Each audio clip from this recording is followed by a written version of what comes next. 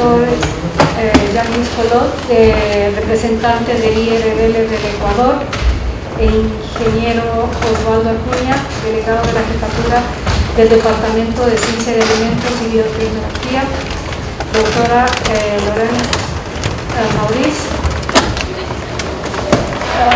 señores asistentes. En el Ecuador, un país rico en recursos, petróleo, minas, y con un mal manejo de explotación de nuestros recursos, ha hecho pues que tengamos realmente serios problemas y que nos veamos abocados a empezar trabajos de cuantificación y descontaminación en una segunda etapa de metales pesados, por ejemplo. Tenemos el caso del mercurio. Aprovechando la estancia de la doctora Maurice, le hemos pedido pues que nos dé una conferencia de uno de los tópicos relacionados con el mercurio. Muchas gracias y sin más vamos a dar inicio a la conferencia. Bueno, muchas gracias por su presencia. Pienso que me escuchan bien, no necesitan micrófono, ¿no? Bueno, así que soy investigadora francesa, trabajando desde más de 15 años en América Latina y más específicamente en la cuenca amazónica. Ahora estoy trabajando en un laboratorio en Toulouse, al sur de Francia, y mi área de investigación es conectada a los problemas de la contaminación por mercurio en el medio ambiente, pero también estoy estudiando los riesgos sanitarios que este elemento puede tener en la salud humana. Y estoy trabajando sobre el ciclo global del mercurio entre el medio ambiente, agua, suelos, alimentos, en la cadena trófica acuática también. Les presentaré algunos resultados en peces también, y no paro aquí, sino estamos también trabajando sobre los riesgos sanitarios de este elemento. Así que les voy a hablar un poco de todo, del agua, de los alimentos, de los peces, de los seres humanos también que viven en la cuenca amazónica, mostrándole que se puede hacer un link entre todos estos compartimentos. Y en Francia estamos desarrollando nuevas herramientas geoquímicas para intentar responder a una pregunta llave que todo el mundo aquí tiene en la mente, es ¿se puede o no trazar las fuentes y conocer la parte de las fuentes antropogénicas y la parte de las fuentes geogénicas naturales de la incidencia de los metales pesados en el medio ambiente hacia los seres humanos?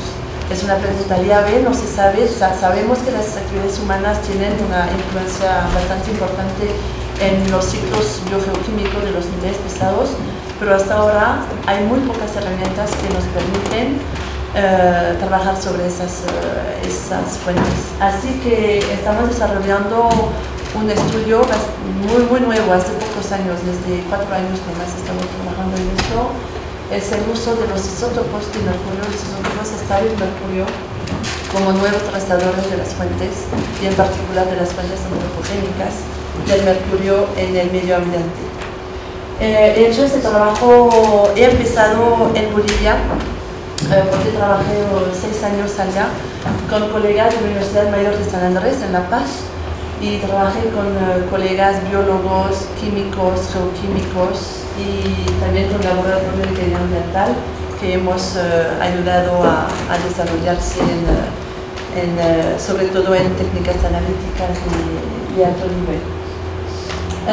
Así que el ciclo, bueno, he trabajado bastante sobre el ciclo biogeoquímico del mercurio y sobre todo en la cuenca amazónica, y lo interesante ver es que, bueno, el mercurio está aportado tiene fuentes naturales. Una de las primeras, obviamente, en la cordillera andina, además, es bastante importante, son las emisiones por los volcanes. Y también en el hidrosistema, una de las fuentes mayores es el proceso de lixiviación de las rocas y también la erosión de los suelos, que llegan a traer mercurio en las aguas y la forma principal es el mercurio 2, el mercurio disuelto, pero también este mercurio se puede disolver en las partículas que están en los cuerpos de agua. Este mercurio puede ser reducido en mercurio 0 y después se puede también emitir en la atmósfera. Este mercurio 0 se emite en la atmósfera vía la quema, por ejemplo, de la selva, directamente del agua debido a la acción del viento.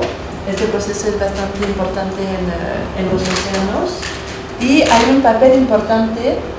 Este mercurio vapor, este mercurio 0 puede ser oxidado en un ambiente húmedo, NH2.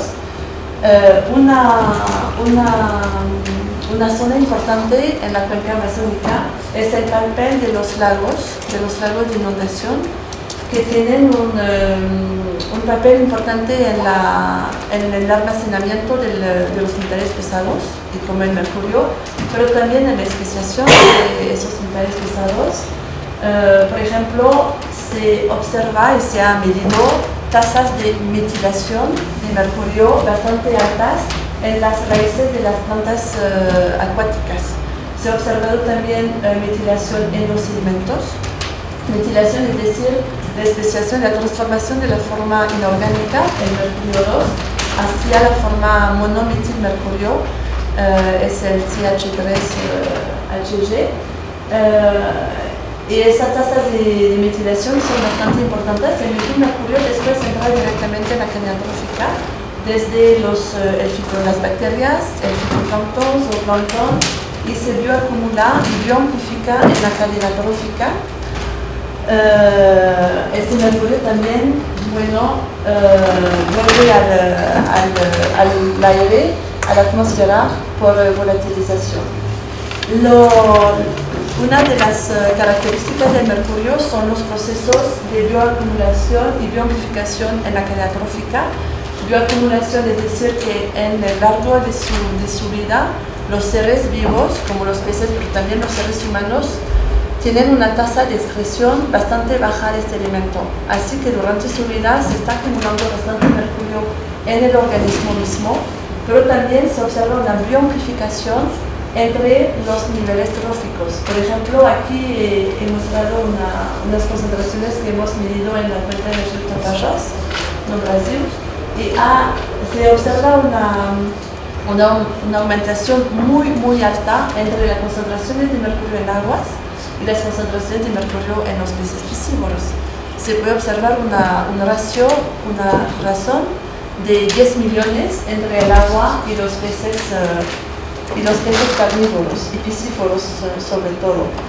Y después este mercurio que está acumulado en la carne de los peces, en el hígado también, el hígado tiene una función bien específica de almacenamiento del mercurio, se acumula en los cuerpos humanos y el tiempo de residencia en el cuerpo más o menos de 72 días. Y bueno, como saben ustedes, el mercurio tiene efectos en la salud humana y esos efectos sanitarios dependen de la forma química de este elemento. Para el mercurio inorgánico, el mercurio líquido, por ejemplo, que están utilizando los galíperos, los mineros de oro, los efectos para una exposición aguda al mercurio vapor, se observa trastornos renales, trastornos gastrointestinales, trastornos musculares también contempores y trastornos neurológicos que en general no son irreversibles. Para una exposición crónica y a largo plazo se observa hasta alucinaciones, psicosis, temblores crónicas, etc. Los efectos pueden ser bastante graves. Y los trastornos neurológicos se observan a partir de una concentración de 50 microgramos de mercurio por gramo de creatinina que se mide en la orina. La exposición mercurial a la forma inorgánica del mercurio se mide en la orina porque el mercurio inorgánico pasa a través del sistema respiratorio y entra vía la plasma y se está eliminando poco a poco en las urinas. Así que la orina es un buen proxy para medir la impregnación del mercurio inorgánico. Y las personas afectadas obviamente son los mineros de oro. En lo que concierne el metilmercurio, la toxicidad tiene efectos bastante serios y irreversibles. Se puede sentir unos hormigueos, problemas de coordinación de los miembros inferiores y superiores, temblores también, una reducción del campo visual, una reducción del oído y sobre todo una disminución de la capacidad intelectual hasta parálisis cerebral y coma cuando la impregnación está muy elevada. Esta disminución de la capacidad intelectual y el desarrollo neurológico se observa sobre todo en las personas que ya fueron contaminadas in utero. El problema del mercurio es que pasa la barrera placentaria, así que cuando una mujer está impregnada se descontamina a través de su feto. Así que yo he analizado cabello de bebé de 6 hasta 9 meses, que están hasta más concentrado que la mamá, con concentraciones muy elevadas. El problema es que cuando el metilmercurio está afectando desde feto, las afecciones neurológicas son irreversibles. Así que es un problema bastante serio en la Amazonía y los primeros síntomas se observan a partir de una concentración de 10 miligramos solamente de metilmercurio por gramo en los cabellos. El metilmercurio se observa como el metilmercurio está transportado en el cuerpo humano vía la sangre, se observa bien también en los cabellos. Nosotros yo uso los cabellos para medir la impregnación mercurial. Así que en la Amazonía boliviana trabajé mucho con poblaciones indígenas, sobre todo las comunidades cejas, que están viviendo a lo largo del río. En la época empecé en 98, no estaban sedentarias, no se movían así a lo largo del río en relación a las estaciones hidrológicas y ellos comen todos los días pescados de los ríos y sobre todo los pescados de los lagos de inundación donde hay proceso de metilación y entonces riesgo de metilación más amplio.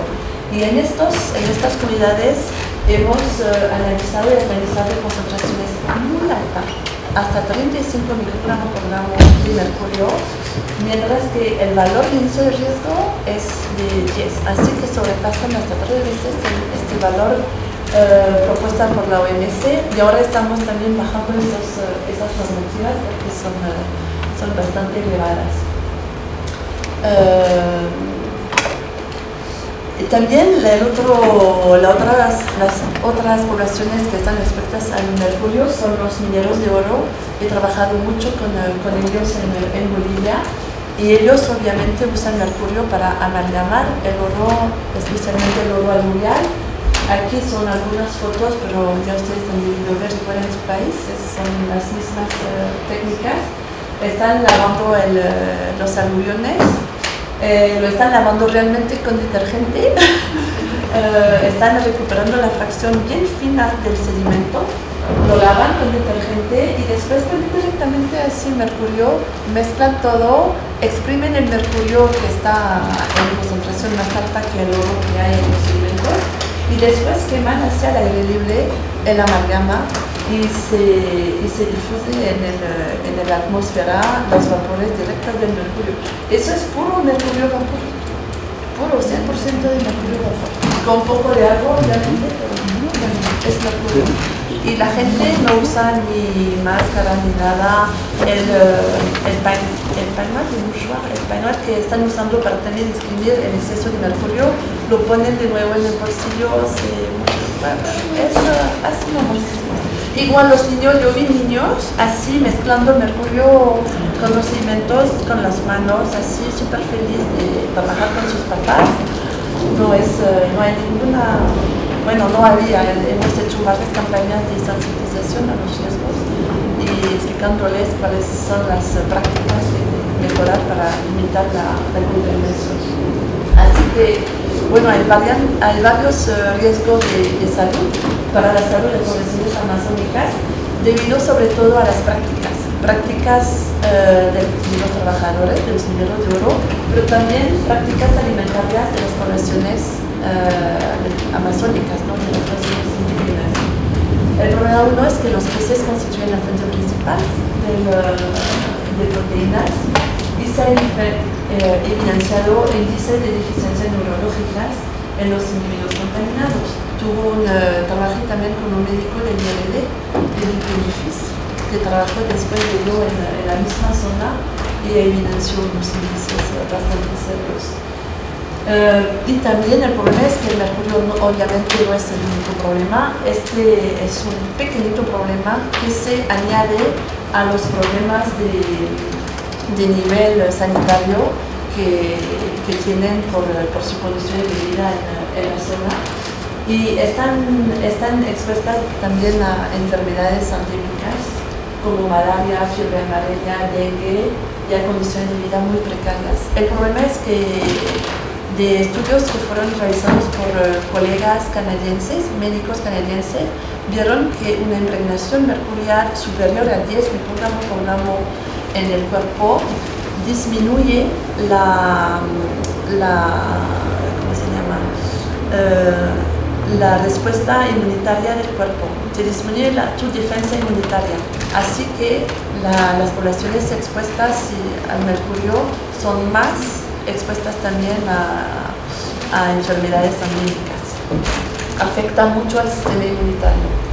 Así que bueno, hemos trabajado haciendo un diagnóstico del mercurio en agua, sedimentos, peces, cabellos. Y de vuelta a Francia me dije, bueno, ¿cuál es el papel de las sanidades humanas en este ciclo, en el ciclo del mercurio en la cuenca amazónica? Así que aproveché de un aparato muy sencillo para desarrollar con colegas el uso de los isótopos estables. Así que la idea era trazar las fuentes, cuál es la parte de las fuentes antropogénicas y la parte de las fuentes naturales en la emisión de mercurio en la cuenca amazónica, y también entender mejor un poco los procesos de especiación de este alimento en el ecosistema.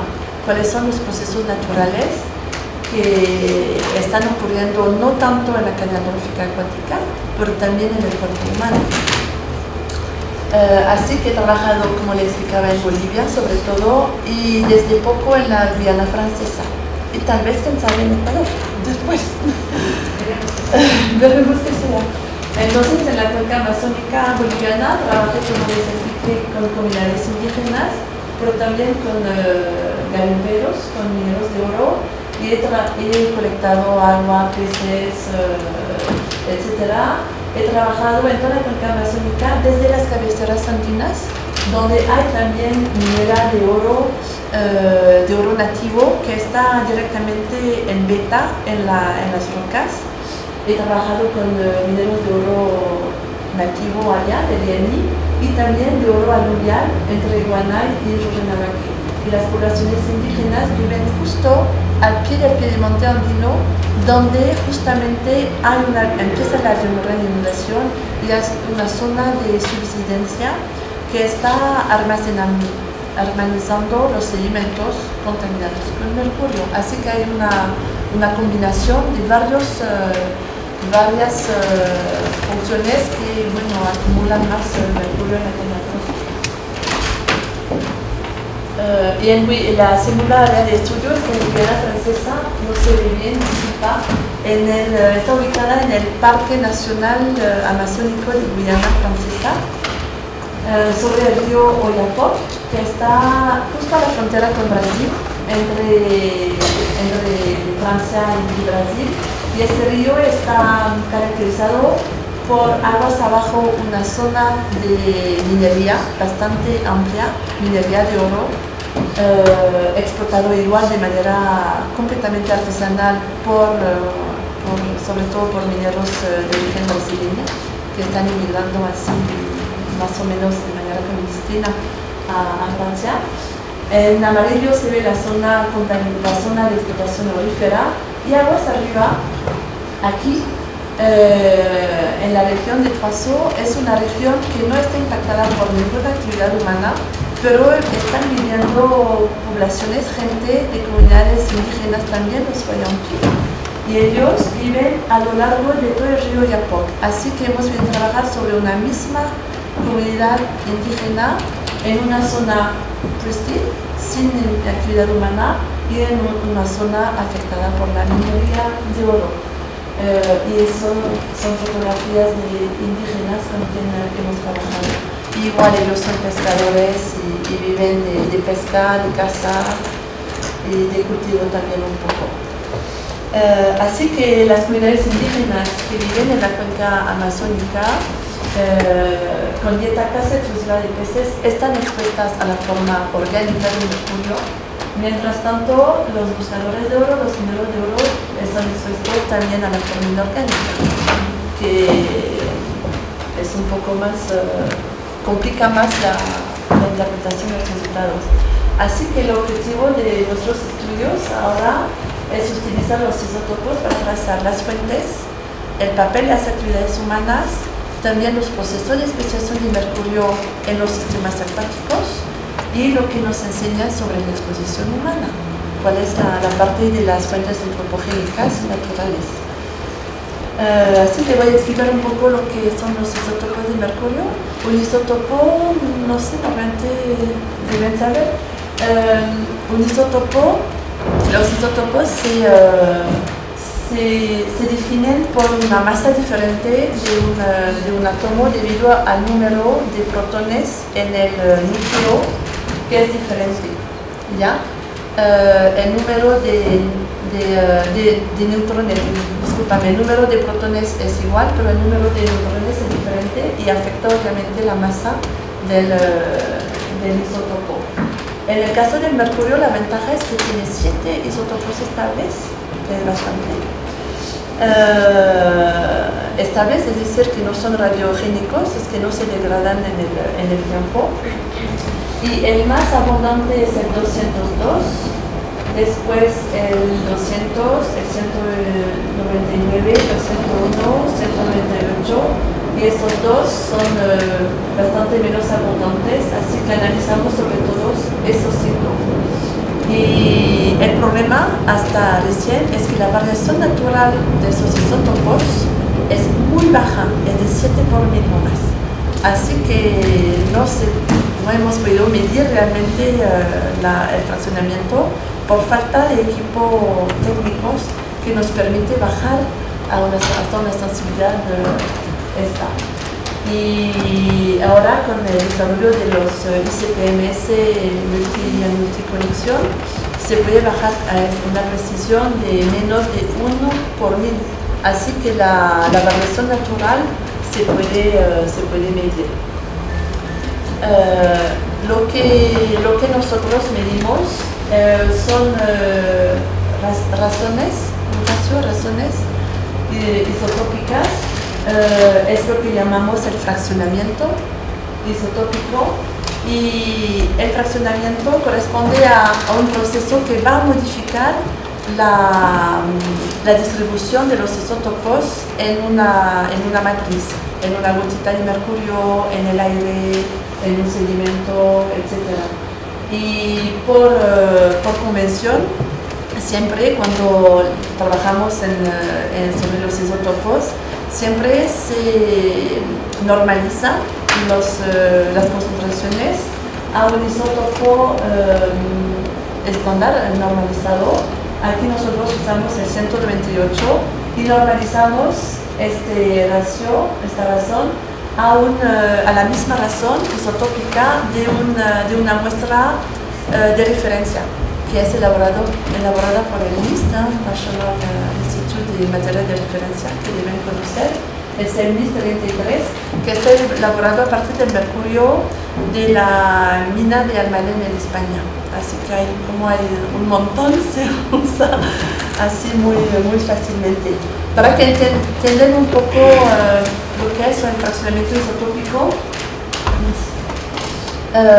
por ejemplo, si ustedes analizan la composición isotópica de una gotita de mercurio líquido, van a tener un porcentaje del 128 de A, un porcentaje del isótopo 199 de B, etcétera, etcétera. Si quemamos esta gotita de mercurio, se va a volatilizar en el ambiente, en el aire. Y cuando terminamos el proceso de quema, la composición del mercurio vapor, la composición isotópica, va a ser la misma si terminamos el proceso de volatilización. Pero si el proceso no está terminado, si hay un curso, si analizamos durante el proceso de evaporación la gotita de mercurio y también el vapor, vamos a ver diferentes valores de la composición isotópica. Y esta diferencia es lo que llamamos el fraccionamiento isotópico, es la variación de la composición isotópica en función de la masa del isótopo. Por ejemplo, cuando se quema una gotita de mercurio, los isótopos livianos se dice, ligeros, no, liviano en portugués, ligeros, se escapan preferencialmente al aire y se quedan en la gotita los isótopos más pesados. Es que de manera muy esquemática. Y cuando un proceso así tipo volatilización, evaporación, reducción no está completo, se modifica la composición isotópica en el agua, en el aire, en cualquier compartimento.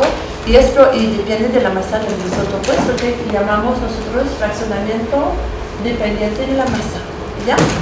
Y así cuando entonces este fraccionamiento es la firma de un proceso dado, es la hipótesis de trabajo y para conocer un proceso hay que saber cuál es el fraccionamiento que induce este proceso.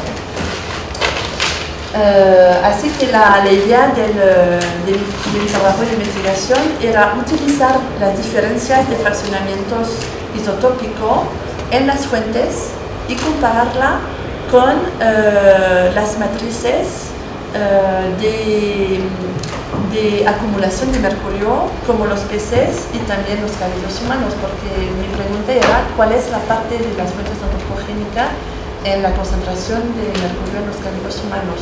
Así que hay que conocer el fraccionamiento isotópico y la firma isotópica de las fuentes, como el mercurio vapor utilizado, el mercurio líquido utilizado por los mamíferos, y también el mercurio presente en la carne de los peces que los humanos están comiendo. Son las fuentes, y también en los cabellos humanos he estudiado cabellos de poblaciones expuestas al metilmercurio, las que consumen los peces, y también cabellos de mineros auríferos de oro nativo y de oro aluvial.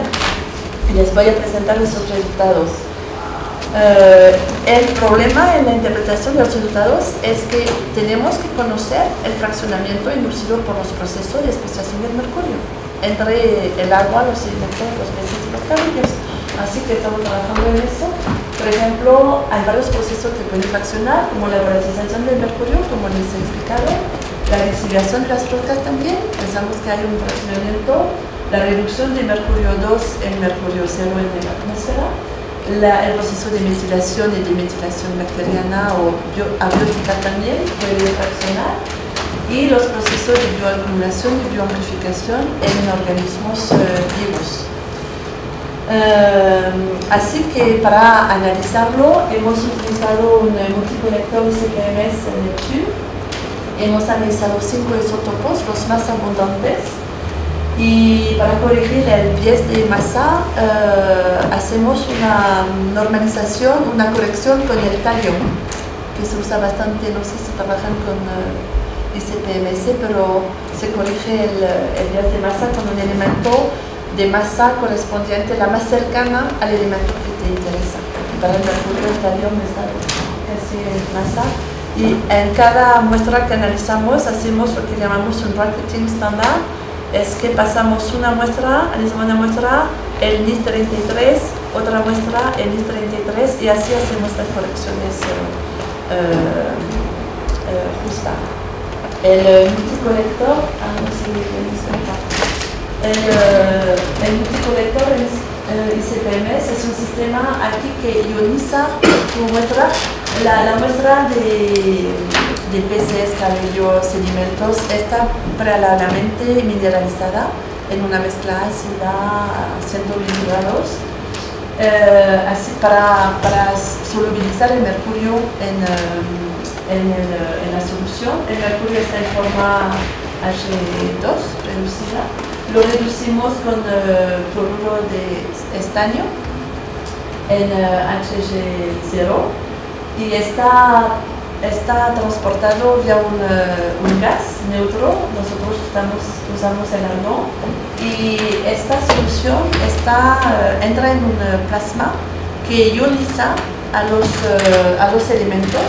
Aquí hay una ionización en el plasma y después en el espectrómetro de masa los isótopos son desviados en relación a su masa y después están trampados en cajas de Faraday igual por masa.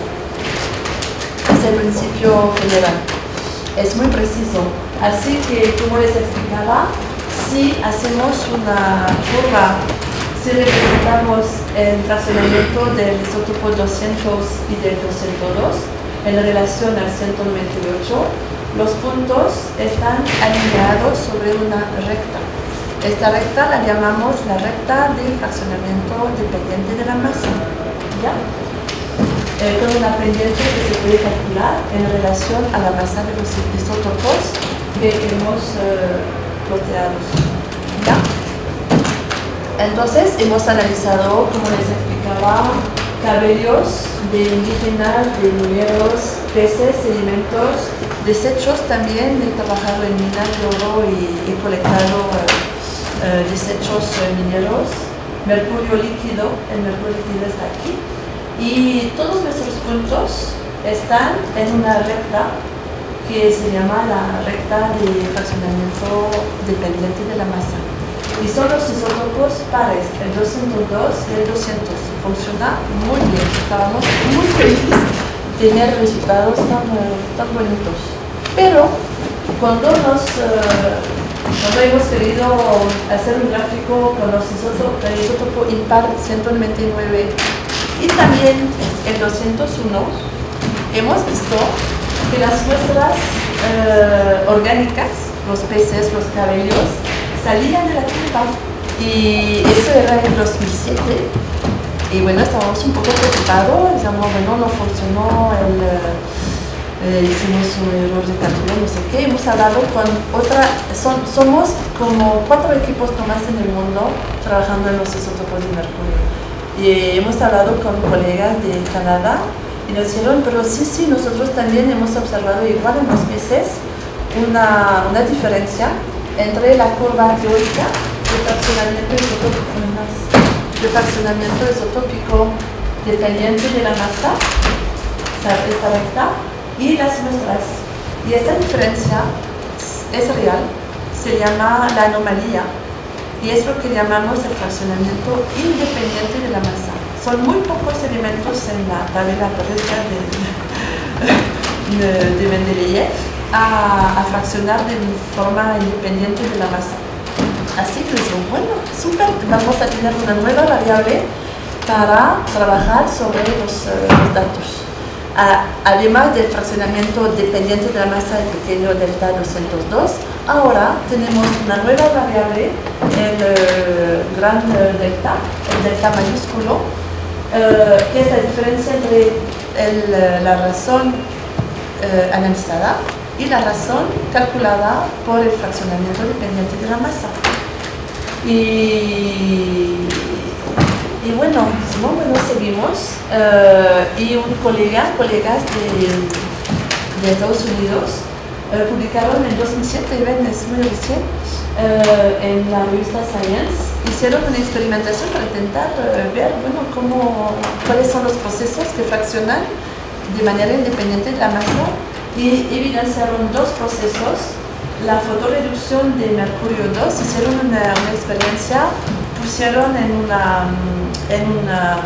frasco, en una pequeña piscina de agua, mercurio adentro, y analizaron el mercurio volatilizado por la temperatura, por el viento, y el mercurio en el agua, y también analizaron el metilmercurio, y vieron que hay un fraccionamiento para dos procesos: el proceso de fotoreducción del mercurio 2 más disolvido en el agua, pero también de fotoreducción del metilmercurio, que está fotoreducido por los rayos UV especialmente, y el pendiente entre las dos anomalías 191 y 201 es diferente, es de 1 nomás para la fotoreducción del mercurio líquido disuelto, y de 1.3 para el metilmercurio. Así que sobre esta base hemos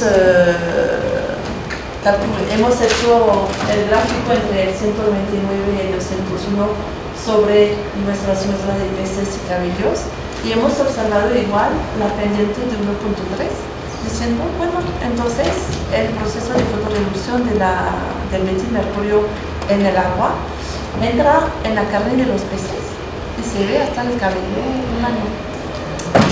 Es bastante interesante, que es muy bien.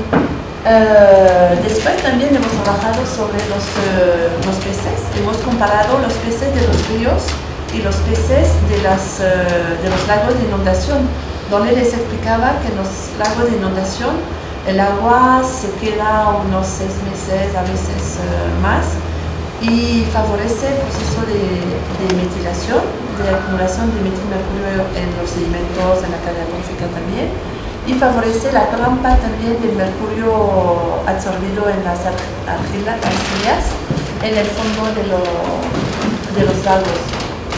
Y hemos observado una diferencia significativa entre aquí los peces de una laguna de inundación, laguna baja, y en los peces del río Beni. Es un río equivalente al río Napo, está saliendo de la cordillera andina, es un río de agua blanca, y los peces del río Beni tienen una anomalía en 201 cerca de cero. Mientras tanto, los peces de la laguna tienen una anomalía de promedio 0.3, y hemos hecho un test de estudiantes y hay una diferencia significativa de anomalía entre las dos orígenes geográficas de los peces. Y en los peces del río Beni también hemos, como les explicaba, hemos graficado la anomalía 129 y la anomalía 201, y tenemos un pendiente de 1.2 que parece bastante a la pendiente de 1.3 de la foto de metilación del metilmercurio. Así, con la experiencia de Berkus-de-Blum y nuestros resultados, hemos podido estimar el proceso de fotodemetilación en la laguna baja, que es más o menos de 8%, y esta fotodemetilación se puede medir en los peces. Mientras tanto, en el río no hay ninguna reacción fotoquímica debido a la hidrología, ¿no? El agua corre, hay una velocidad bastante alta, es agua turbulente, y no hay, es también muy turbia, los cimientos no tienen el tiempo de depositarse en el fondo, entonces son aguas bastante turbias que no favorecen la metilación ni la fotodemetilación tampoco.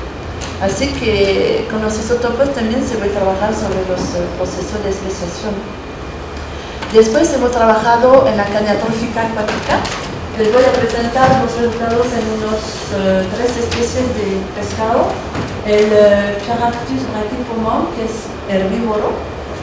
El Colosola macropomon también es herbívoro, pero come a veces insectos, larvas de insectos, etc. Y el Pseudoplasma tigrinol y fasciatum, los dos, que allá llamamos surubí, no sé si aquí será el mismo. Surubí en Bolivia, surubí en Brasil, aquí no sé, debe haber porque son peces bastante grandes, bastante común en la contaminación de acá, y él es puro piscívoro, come pez nomás. Y hemos analizado el fraccionamiento isotrópico dependiente de la masa, el 202, y hemos comparado con el nivel trófico a partir del nitrógeno, de los isótopos de nitrógeno del KN15. Y se ve que hay un fraccionamiento dependiente de la masa entre el nivel herbívoro y el nivel carnívoro y piscívoro. Es decir, que durante el proceso de bioamplificación se observa un fraccionamiento dependiente de la masa. ¿Ya? Después queríamos ver si había un proceso de fraccionamiento independiente de la masa, así que hemos dibujado la anomalía 201 con el nitrógeno 15 y no hay diferencia entre las especies, entre los niveles tróficos. Así que para las especies que teníamos no hemos podido observar un fraccionamiento independiente de la masa, porque estos peces fueron colectados también en el mismo ambiente, en lagunas del río Beni. Y está un poco en contradicción con otros autores americanos. He tenido problemas para publicar porque hay bastante dudas sobre los cálculos que hicieron, pero bueno, ya lo publicaron. Y están diciendo que hay un fraccionamiento independiente de la masa en peces también de agua dulce y el nivel trófico. Pero bueno, eso nosotros no lo hemos visto y tenemos otros colegas que no lo vieron tampoco. Pero bueno, es la ciencia, la discusión está abierta. Estamos libres de pensar. Y después, bueno, la idea era ver justamente cuál es la parte de la fracción morfogénica en los cabellos, qué está pasando en los cabellos humanos. Aquí es el fraccionamiento dependiente de la masa e independiente de la masa en los peces de la laguna y del río. Y aquí son los resultados en los cabellos de las poblaciones indígenas y celtas. Y se ve evidentemente que hay un fraccionamiento dependiente de la masa entre los peces y los humanos. Hay un enriquecimiento en isótopos pesados en el 202 debido al metabolismo humano. Y hemos analizado un enriquecimiento de 2 por 1000 que hemos publicado. Somos, entre paréntesis, somos los únicos en el mundo a trabajar en esto. Nadie trabaja en isótopos de mercurio en los cabellos humanos. Así que no podíamos comparar tampoco lo que había. Hemos también intentado saber cuál era el papel del metabolismo del cuerpo humano en el fraccionamiento dependiente de la masa. Y hemos tocado la anomalía en relación a la edad también. Y en una familia hemos visto una disminución de la anomalía con la edad.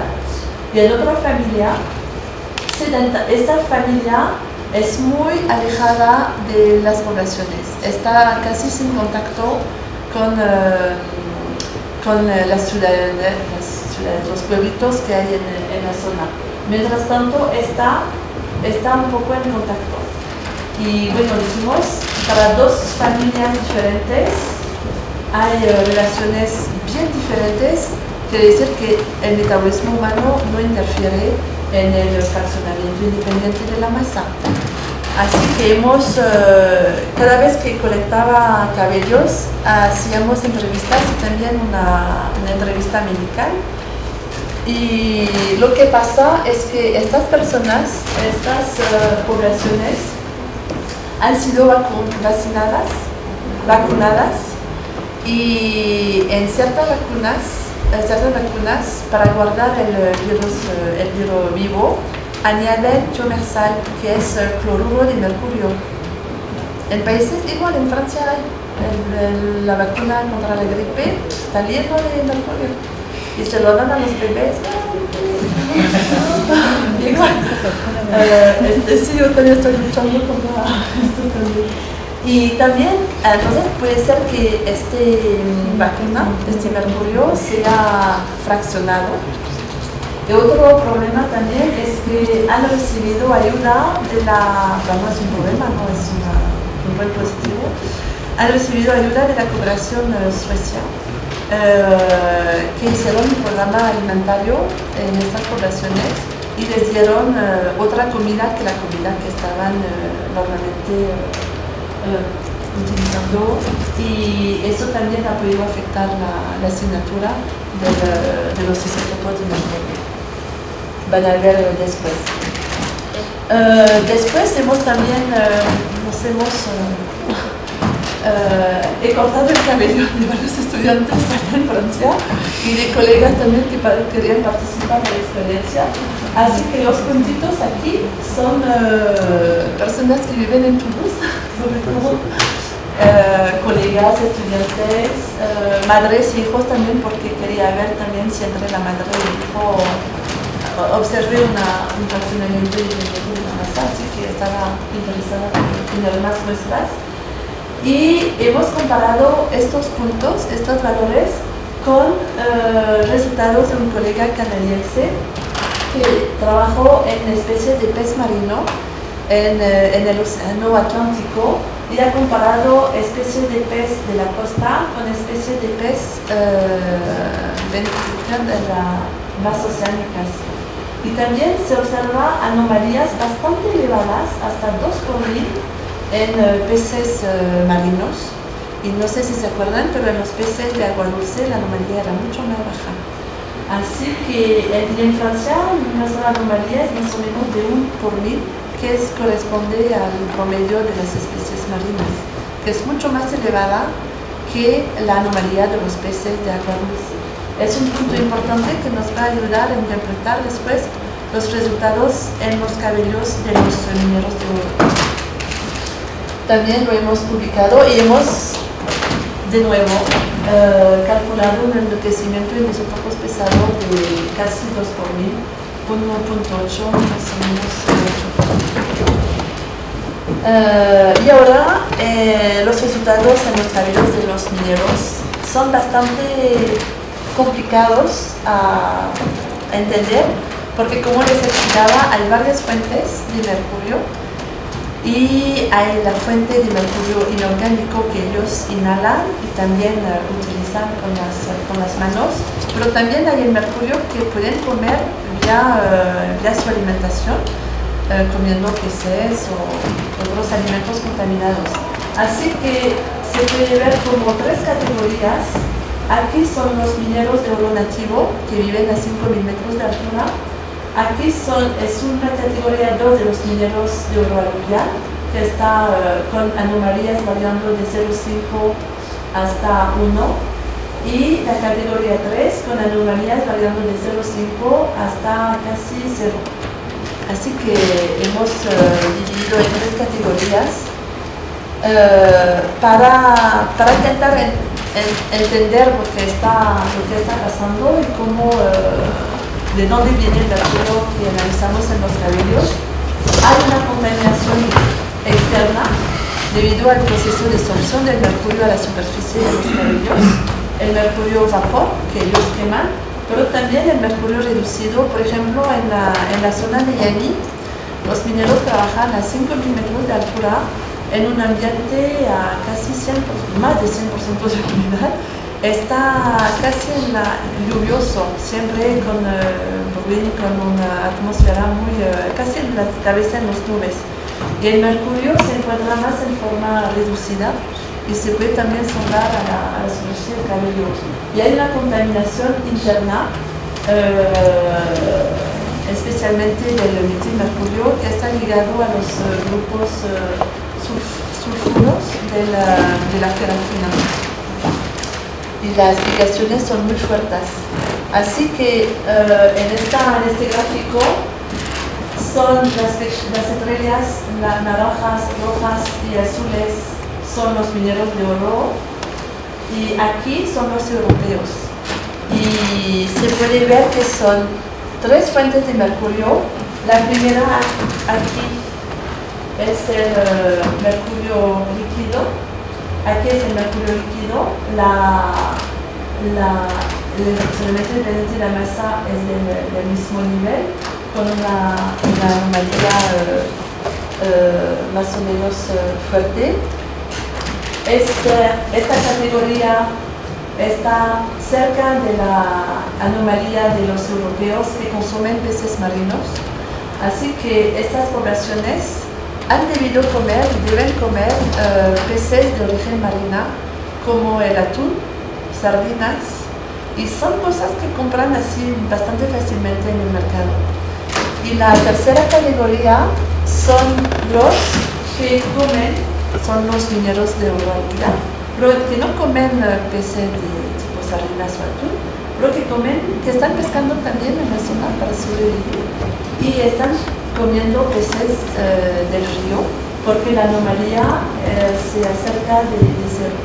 ¿Ya? Así que podemos saber exactamente si tú estás comiendo más agua de mar o de agua dulce. También hemos visto que hay una muy buena correlación entre el fraccionamiento dependiente de la masa y el porcentaje de mercurio orgánico y de mercurio inorgánico. Y por ejemplo aquí en los mineros de oro aluvial, el fraccionamiento dependiente de la masa es cerca de cero, y cuando se aumenta el porcentaje de mercurio de fraccionamiento dependiente de la masa, se disminuye la parte inorgánica, es decir, se aumenta la fracción de mercurio, de metilmercurio absorbido por la alimentación. Entonces, como les decía, es la primera y única, hasta hoy día, porque es muy reciente, estudio en cabellos humanos, así que hemos podido observar un fraccionamiento dependiente de la masa entre los productos de consumo, entre los alimentos y el ser humano. Así que se puede trazar con el pequeño delta, se puede trazar los procesos, lo que está pasando en el cuerpo humano, pero también con el delta, con el gran delta, con la anomalía, se puede trazar las fuentes y ver de dónde vienen las fuentes de alimentación. Así que bueno, nuestro objetivo es ampliar más los estudios para utilizar estos isótopos estables, para no solo trazar las fuentes, pero también comprender los procesos de especiación en el ecosistema. Bueno, agradezco a todos los mundos y a toda la gente que participaron de las experiencias, de las tomadas de muestras también, porque analizamos un montón de cabellos. Los fondos fueron de franceses, de IRD sobre todo. Y para terminar, así para una frase de filosofía, no sé si conocen a Abdel Salama, pero fue un filósofo del siglo XIX, y que decía: dime lo que comes, te diré quién eres. Pero ahora nosotros, ahora yo pregunto: dime quién eres y yo te voy a decir lo que comes. Bueno, gracias por su atención.